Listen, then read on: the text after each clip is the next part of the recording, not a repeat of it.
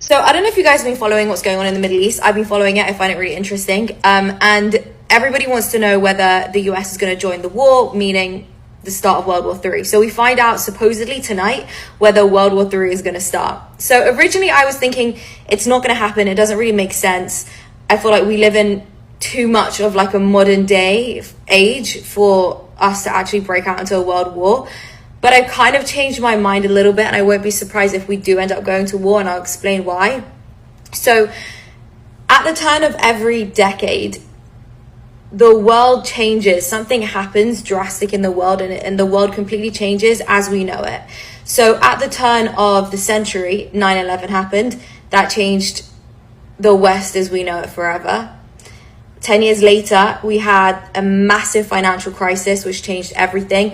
Bitcoin was also created around that time, around 2010, 09, 2010.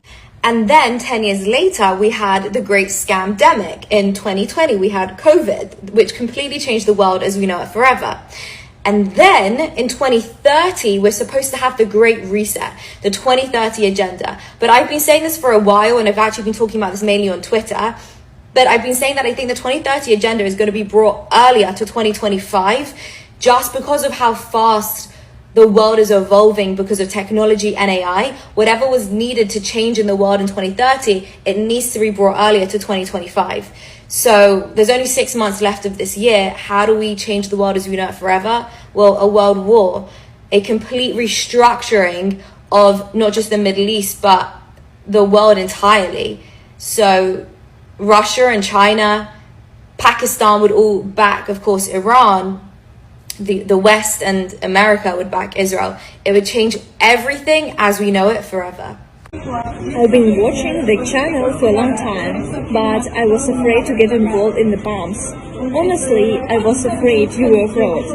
But at some point, I was so motivated by your post that I thought I should try.